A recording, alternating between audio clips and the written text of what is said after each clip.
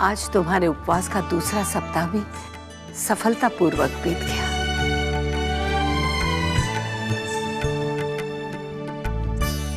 बधाई हो आजी साहब, झांसी से मनु दीदी का विवाह का शगुन आ गया।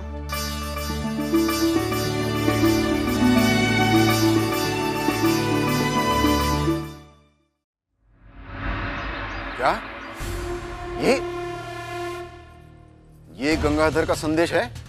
जी श्रीमंत सरकार। इसका अर्थ ये हुआ कि गंगाधर राव बारात लेकर बिठूर नहीं आ सकते।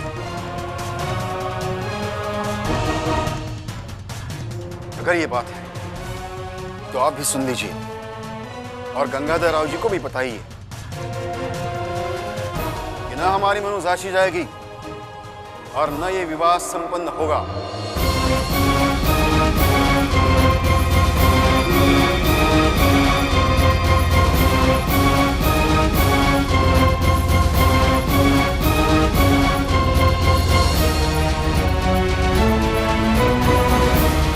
जो आप शगुन लाए हो ना, इसे वापस ले जाइए।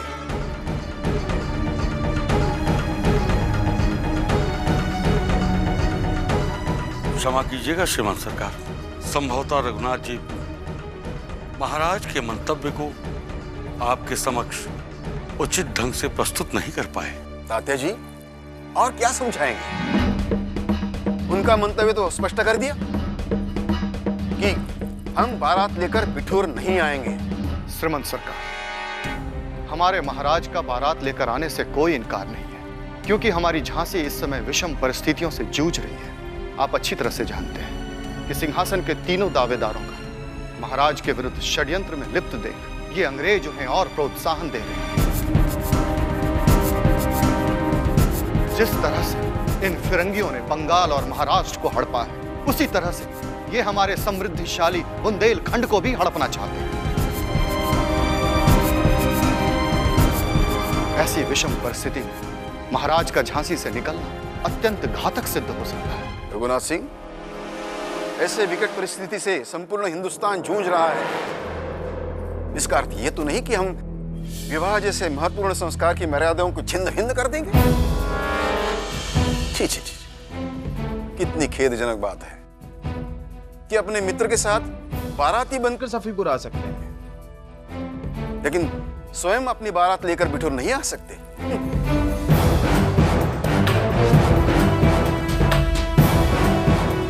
नहीं, मैं अपनी छविली का इतना घोर अपमान नहीं होने दूंगा।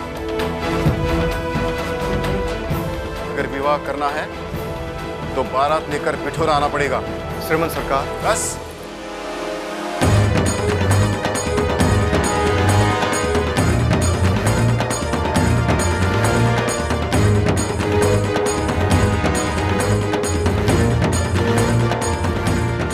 हम इस विषय में और चर्चा सुनना नहीं चाहते।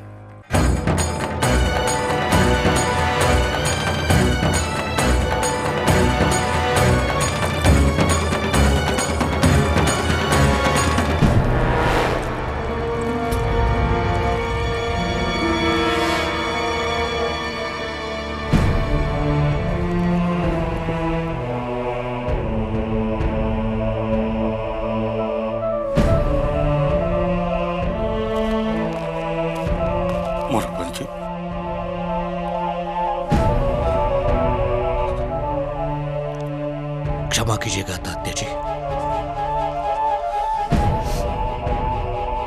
परंतु हमारे लिए श्रीमंत सरकार का शब्द ही ब्रह्म वाक्य है और हमारी बनों पर हमसे अधिक अधिकार उनका है।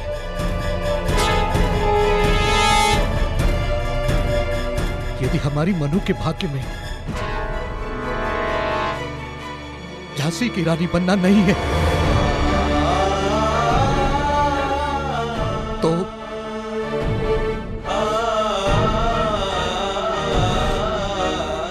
झांसी की महारानी बनने पर आपको हमारी बहुत बहुत बधाई।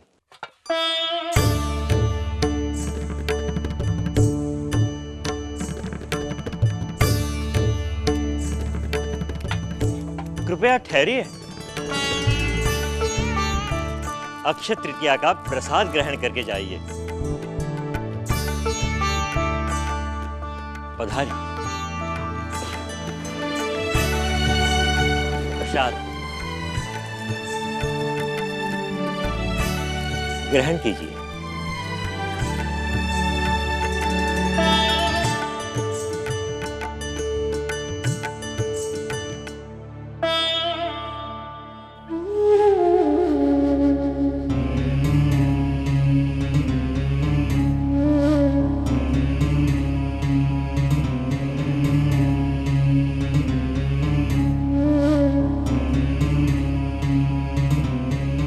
हमें शिक्षा देने चली, हैसियत देखी है अपनी।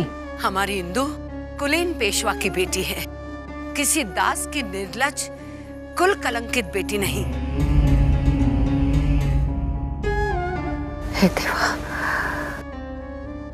ऐसी विलक्षण कन्या के साथ मैंने कैसा व्यवहार किया।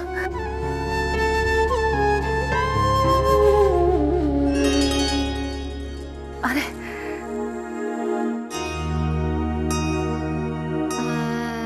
खाओ बेटा।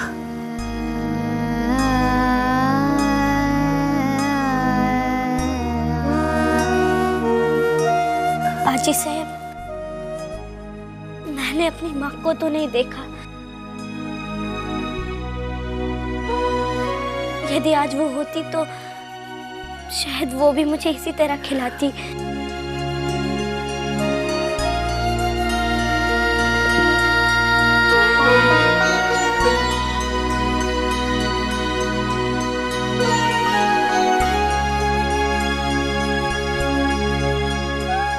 बेटी, मैं भी तो तुम्हारी माँ जैसी हूँ ना?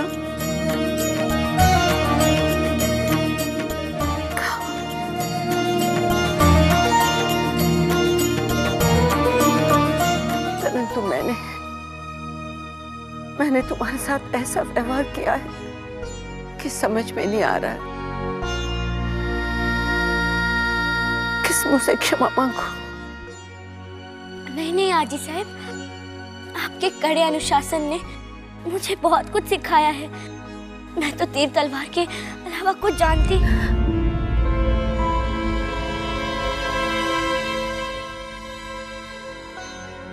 क्या हुआ बेटा? कुछ नहीं आजी साहब। दुख रहा है?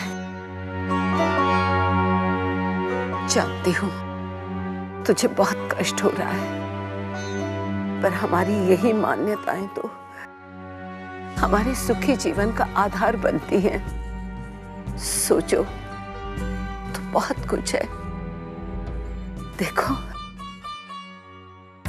ये तुम है, ये तुम्हारे पति और ये तुम्हारी संतान, सब मिला के तो साम्राज्य जहां के तुम महारानी बनने जा रही हो।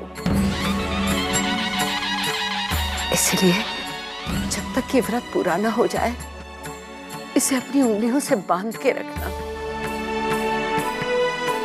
अब तुम्हारी हर गतिविधि से एक महारानी की गरिमा छलकनी चाहिए। आजी साहब, मुझे इसके लिए क्या करना होगा? वो मैं बता दूंगी। चलो पहले प्रसाद ग्रहण कर लो, फिर चलते हैं। तुम्हारा शगुन भी तो आया है।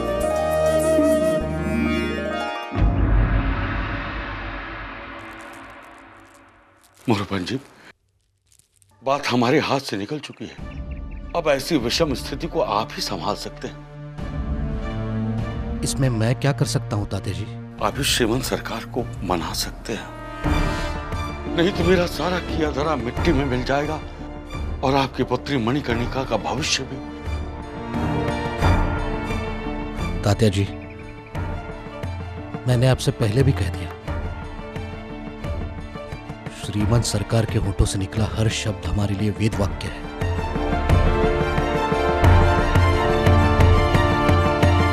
मनु का भविष्य भी वही तय करेंगे।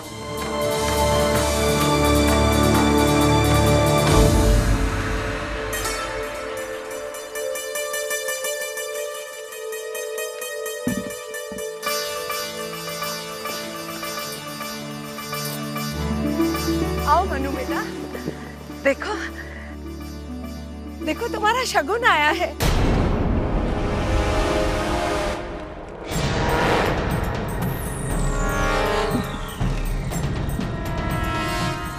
ये क्या?